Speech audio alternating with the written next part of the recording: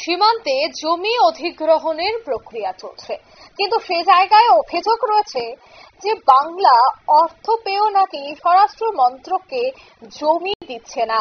অর্থাৎ মমতার সরকার কোনোভাবেই স্বরাষ্ট্র মন্ত্রককে জমি দিচ্ছে না, এমনটাই অভিযোগ। সীমান্তে জমি অধিগ্রহণের জন্য টাকা নিয়েছে নবান্ন। 181 কিলোমিটার জমির জন্য টাকা পেলেও কেন উদাসীন নবান্ন? বিস্তারিত জানবো। টেলিফোন লাইনে যুক্ত হয়ে গেছে প্রতিনিধি শেখ মনিরুল। মনিরুল, একদিকে যখন বাংলাদেশে অদ্ভুত পরিস্থিতি, ঠিক অন্যদিকে স্বরাষ্ট্র মন্ত্রককে জমি দিচ্ছে না মমতার সরকার, এই যে অভিযোগ উঠেছে, কি জানতে পারছো বিস্তারিত? Government of India ministry of home affairs এর যে রিপোর্ট, সেই রিপোর্টকে উদ্ধৃতি করে কিন্তু বিজেপি আজকে মমতা বন্দ্যোপাধ্যায়কে নিশানা করেছে। বিজেপির যেটা অভিযোগ, ভারত বাংলাদেশ সীমান্তে বেড়া দেওয়ার জন্য 181 কিলোমিটার জমির টাকা ইতিমধ্যেই নয়াদিল্লি কিন্তু মিটিয়ে দিয়েছে। কিন্তু তারপরেও নয়াদিল্লির টাকা পাওয়ার পরেও কেন্দ্রীয় সরকার কিন্তু কেন্দ্রীয় সরকারের কাছে জমি হস্তান্তর করছে না তৃণমূল পরিচালিত রাজ্য সরকার। ভারত বাংলাদেশের সীমান্তের দৈর্ঘ্য পশ্চিমবঙ্গে 2216.7 কিমি, এর মধ্যে এখনো 559 কিমি বেড়াহীন বলে মূলত অভিযোগ।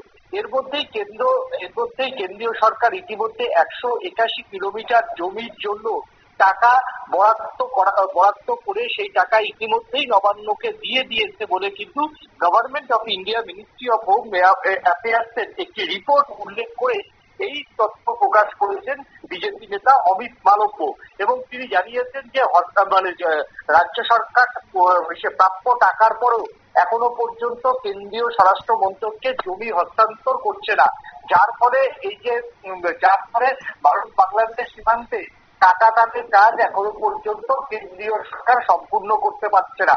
যখন মমতা বন্দ্যোপাধ্যায় অনুপ্রবেশের জন্য বারবার বিএসএফ এর দিকে আঙুল তোলেন, তার পরিপ্রেক্ষিতেই আজকে অমিত মালব্য টুইট করে বলতে চেয়েছেন, টাকা পাওয়ার পরও যখন রাজ্য সরকার জমি দেয় না, তখন রাজ্য সরকার এই অনুপ্রবেশ ইস্যুটাকে ঘিরে রাখতে চাইছে এবং বিধানসভা ভোটের আগে আরো অনুপ্রবেশ করে মমতার সরকার ভোট ব্যাংক বাড়ানোর কিন্তু একটা নীতি নিয়েছে।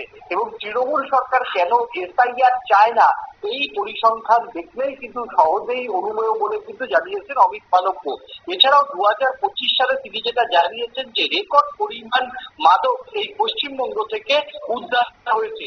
2023-এ তিনি যে পরিসংখ্যানটা দিয়েছেন অমিত মালব্য, যে 2023 সালে 4988 কেজি মাদক উদ্ধার হয়েছে। সেই ক্ষেত্রে 2024-এ 3145 কেজি মাদক উদ্ধার হয়েছে। আর 2025-এ জুলাই পর্যন্ত 5719 কেজি মাদক উদ্ধার হয়েছে। এই কথা লিখেই এরপর থেকে স্পষ্ট জানিয়েছেন যে পশ্চিমবঙ্গে বেড়াহীন থাকার জন্যই মাদক পাচার, গরু পাচার, ভুয়ো নোট পাচার এবং রোহিঙ্গা অনুপ্রবেশ বাড়ছে। এবং যেহেতু 2026-এ বিধানসভা নির্বাচন, আর জুলাই মাস পর্যন্ত প্রায় বিগত বছরগুলির থেকে প্রায় 1500 কেজি মাদক পণ্য পশ্চিমবঙ্গে বেশি ধরা পড়েছে। তার মানে কি, এই প্রশ্নটাও কিন্তু করেছেন বিজেপি নেতা অমিত মালব্য। অমিত মালব্যর যেটা অভিযোগ, এই গরু পাচারের থেকে, এই ড্রাগ পাচারের থেকে পুরো টাকাটাই তৃণমূল কংগ্রেসের দলীয় কোষাগারে যাচ্ছে এবং তাদের স্থানীয় নেতারা টাকা পাচ্ছে, যেই টাকা দিয়ে পশ্চিমবঙ্গে ভোট করানো হবে বলে মূলত অভিযোগ করেছেন বিজেপি নেতা অমিত মালব্য। ধন্যবাদ। অর্থাৎ অর্থ পেয়েও কিন্তু স্বরাষ্ট্র মন্ত্রকে জমি দিচ্ছে না মমতার সরকার, আর সেখানেই বিজেপির অভিযোগ যে নির্বাচনের আগে প্রচুর পরিমাণে অনুপ্রবেশ ঘটিয়ে ভোট ব্যাংক বৃদ্ধি করার প্রয়াস করছে, এই মুহূর্তে ষড়যন্ত্র করছে তৃণমূল, এমনটাই অভিযোগ বিজেপির। যদিও এই অভিযোগ সম্পূর্ণ অস্বীকার করছে তৃণমূল। নিয়ে নিচ্ছে ছোট্ট একটি বিজ্ঞাপন বিরতি, সঙ্গে থাকুন।